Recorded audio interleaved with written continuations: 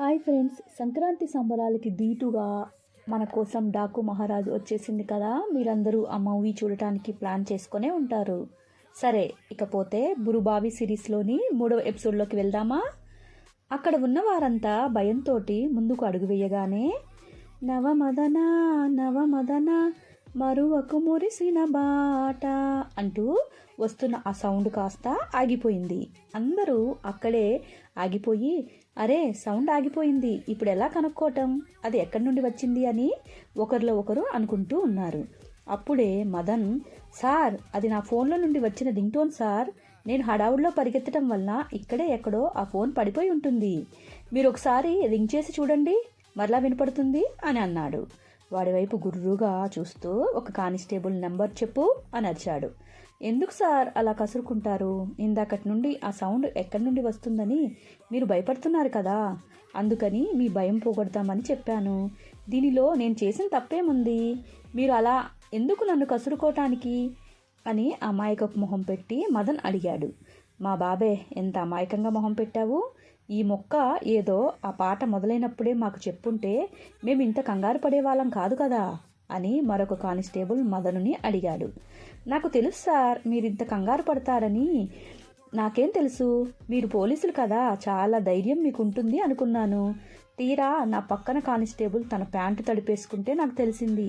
అవును కదా, మీరు కూడా మాలాంటి మనుషులే కదా, మీకు కూడా దయ్యాలంటే భయమే ఉంటుంది అని అర్థమయ్యే మీకు ఇప్పుడు చెప్పాను అన్నాడు. వారికి అది మదన్ ఇచ్చిన కౌంటర్ లాగా అనిపించింది. సర్లేరా, నీ వేషాలు ఎక్కువవుతున్నాయి, నంబర్ చెప్పు అని మరొకసారి అడిగారు. మదన్ తన నంబర్ చెప్పగానే కానిస్టేబుల్ రింగ్ చేశాడు. ఒకసారిగా నవమదన నవమదన అనే పాట వినపడింది. ఇక్కడి నుంచి వస్తుంది అని కొంచెం ముందుకు నడవగానే అక్కడ ఒక చిన్న లైట్ తోటి సెల్ ఫోన్ కనపడింది. వెంటనే మదన్ ఆ ఫోనును తీసుకొని, నా ఫోన్ దొరికింది హమ్మయ్యా అని కొంచెం చిన్నగా ఊపిరి పీల్చుకున్నాడు. సార్, ఈ ఫోన్ సహాయంతో మా ఫ్రెండ్స్కి మరలా ఫోన్ చేసి చూద్దామా, వారి రింగ్ టోన్ కూడా వినపడుతుందేమో అని అన్నాడు. ఎస్ఐ, సరే ఏదో ఒకటి చేసి తగలడు, లేదంటే ఈ రాత్రంతా ఇక్కడే ఈ చలితో కాపురం చేయలేక చచ్చేలా ఉన్నాం. అసలే మా ఆవిడ నిన్న 1వ తేదీ కూడా ఇంట్లో లేను, ఈ రోజైనా మంచిగా గడపాలి అని హోటల్కి బుక్ చేసుకుంది. ఇప్పటికీ ఆ టైం గడిచిపోయింది అని ఎన్ని తిట్లు తిట్టుకుంటుందో అని అన్నాడు. ఈ దెయ్యాల గొడవేమో కానీ మా ఇంట్లో ఉన్న రాక్షసితో నేను ఇక వేగలేను, ఈరోజు ఇంటికి వెళ్తే అని మనసులో అనుకున్నాడు. పక్కనే ఉన్న కానిస్టేబుల్, మాకు అర్థమైందిలే సార్, మీరు పైకి అనకపోయినా అన్నాడు వెర్రి నవ్వు నవ్వుతూ. ఏడ్చావులే, నీ పెళ్ళాం గురించి అర్థం చేసుకో, తర్వాత నా పెళ్ళాం గురించి అర్థం చేసుకుందువు గాని అని ఎస్ఐ ఆ కానిస్టేబుల్తో అన్నాడు ఉరిమి చూస్తూ. వెంటనే ఆ కానిస్టేబుల్ లాఠీని కింద నేల మీదకి దించుతూ దానితో పాటు తన తలని కూడా నేల వైపుకు దించాడు. మదన్ వారి ఫ్రెండ్స్కి ఫోన్ చేశాడు. దూరం నుండి కన్నులతో చూసేది గురువా కనులకు సొంతమౌనా అనే పాట వినపడింది. ఎస్ఐ మదన్ వైపు చూస్తూ, ఏం రింగ్ టోన్స్ రా మీవి, సమయానికి బాగా క్యాచ్ అయ్యేలాంటివి పెట్టుకున్నారు, ఏంటి పాటలతోనే మమ్మల్ని చంపేయాలనుకుంటున్నారా ఏంటి మీ ముగ్గురు అని అడిగాడు. మదన్ నవ్వుతూ, ఈ రింగ్ టోన్స్ పెట్టుకోవటంలో కూడా మా ప్రేమేమీ ఏముండదు సార్, ఆఖరికి రింగ్ టోన్స్ పెట్టుకోవాలన్నా మా గర్ల్ ఫ్రెండ్స్ పర్మిషన్ ఉండాలి, నా ఫోన్లో రింగ్ టోన్స్ కూడా వాళ్ళ ఇష్టాలే ఉంటాయి, ఏం చేద్దాం సార్ అన్నాడు అమాయకపు చూపుతో. అరే అలా చూడకరా నాయనా, మీ అమాయకపు చూపులతో అమ్మాయిల్ని ఎటు పడేసి ఉంటావు, మమ్మల్ని ఎందుకు చంపేస్తావు అంటూ ఆ పాట ఎటువైపు వచ్చిందో అటువైపు వాళ్ళు నడుస్తున్నారు. ఆ పాటకి దగ్గర అవ్వబోతున్న టైంలో నవమదన నవమదన అంటూ మరలా పాట మొదలైంది. ఒక్కసారిగా పోలీసులందరూ మదన్ వైపు కోపంగా చూసేసరికి మదన్ ఫోన్ కట్ చేశాడు. నా గర్ల్ ఫ్రెండ్ నుండి సార్, ఇప్పటికే ఎన్నో మెసేజ్లు కాల్స్ ఉన్నాయి అన్నాడు ఫోనుని చూపిస్తూ. సరే ముందు నువ్వు నోరు మూసుకొని ఆ ఫోనుని సైలెంట్లో పెట్టు బాబు అని కానిస్టేబుల్ చిన్నగా మదన్ చెవిలో చెప్పాడు.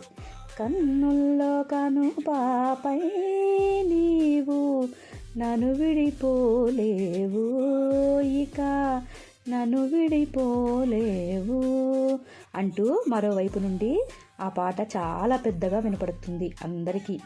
ఒక్కసారిగా వెనక నుండి అమాంతం వారి చెవులకి గాలి తగులుతూ, నేను చెప్పానా ముందుకు వెళ్ళొద్దు అని, ఎందుకు వచ్చారు, ఇక మీరు వెళ్ళాలి అనుకుంటే ఇక్కడి నుండి వెళ్ళిపోలేరు అంటూ పెద్దగా నవ్వుతూ ఆ గాలి రూపం ఒక్కసారిగా మాయమైపోయింది. అందరికీ వెన్నులో వణుకు స్టార్ట్ అయింది. ఆ సౌండ్ ఎటు నుండి వినపడుతుంది అని చూస్తే దూరంగా ఉన్న బావిలో నుండి వినపడుతున్నట్లు వారికి కనపడ్డాయి.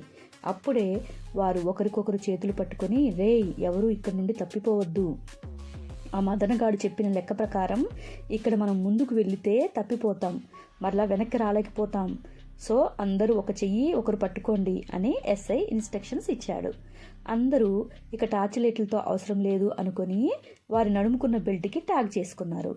అక్కడ బావి నుండి వచ్చే వెలుతురు అంత ఎక్కువగా ఉంది కాబట్టి వారికి ఎవరికీ లైట్లతో పని లేకుండా పోయింది. దూరం నుండి సౌండ్లు వినపడుతున్నాయి. సార్, అవి కుక్కల్లాగా లేవు, అంత వికృతంగా అరుస్తున్నాయి అని మదన్ కంగారుగా అడిగాడు.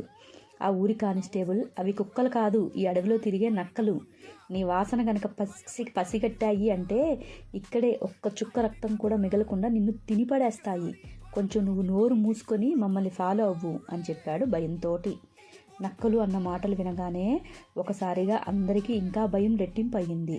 ఎస్ఐ, రే గోపిక, ఇంకోసారి నువ్వు నీ ఊరి కథలు ఇక్కడ చెప్పావంటే నిన్ను ఇక్కడే పీక పిసికి పాతేస్తా.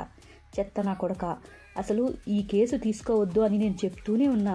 నువ్వే కదరా ఎంపీ కొడుకు, రివార్డులు చాలా వస్తాయి, అవార్డులు మీకు, రివార్డులు మాకు సార్ అంటూ రెచ్చగొట్టి ఇక్కడికి తీసుకొచ్చావు. తీరా ఇక్కడికి వచ్చాక కళ్ళబొల్లి కథలు చెప్తున్నావా? దొంగ నా కొడక, బలిసిందా ఏంట్రా నీకు? ఈ ఊరు దెయ్యాలు కొంపని ఆ ముక్క అప్పుడు చెప్పి సావచ్చు కదా. ఏదో మన తంటాలు మనం పడి ఇంకొంతమంది గార్డ్స్ తోటి వచ్చేవాళ్ళం కదా. ఇప్పుడు తీరా లింగు లింగు అంటూ మీ నలుగురిని వేసుకొని నేను ఇక్కడ దాకా వచ్చాను చూడు నా అని అనగానే, ఎందుకులేండి సార్, మీ చెప్పుతో మీరు కొట్టుకోవటం, అసలే అది మంచి లెదర్ షూ, మొహం వాసిపోయింది అంటే రేపు మీ మొహాన్ని ఎవరూ గుర్తుపట్టలేరు అని పక్కన ఉన్న కానిస్టేబుల్ నసిగాడు. ఎస్ఐ వాళ్ళ వైపు ఉరిమి చూస్తూ, ఒక్కొక్కరికి వెటకారం ఎక్కువైపోయింది కదా, రేపు చెప్తానుండండి మీ పని అంటూ ముందుకు నడిచాడు. వారు అలా బావి దగ్గరికి ముందుకు రాగానే బావిలో నుండి మంటలు ఒక్కసారిగా పెలపెలా శబ్దం చేసుకుంటూ ఉవ్వెత్తున ఎగిసిపడ్డాయి. ఆ మంటల శబ్దంకు అందరూ అక్కడ ఉన్న సెగకు కూడా ఒక్కసారిగా వెనక్కి అదిరిపడ్డారు. హాయ్ గైస్, ఈరోజు 3వ ఎపిసోడు అయిపోయింది. బురుబావి అనే హారర్ స్టోరీ నిజంగా మీకు కొంచెం సస్పెన్స్ అయినా క్రియేట్ చేస్తుందా, లేదంటే సిల్లీగా ఉందా? సరే, నేను చెప్పే అన్ని కథల్లో ఏ కథ బాగుందో చెప్పండి. తప్పకుండా మీకు నచ్చితే సబ్స్క్రైబ్ చేసుకుంటారని అనుకుంటున్నాను. మీరు మీ ఫ్రెండ్స్కి కూడా నా కథని షేర్ చేయొచ్చు కదా. నచ్చితే మీకు నా చెప్పిన కథలన్నిట్లో శశాంక్ మరియు రొమాంటిక్ స్టోరీ, అభినేత్రి మరియు బురుబావి ఈ 3 కథల్లో ఏ కథ బాగా నచ్చిందో కొంచెం కామెంట్ చేసి చెప్పగలుగుతారు కదా. ఓకే, ఇట్లు మీ అనుశ్రీ మెండు. Thank you.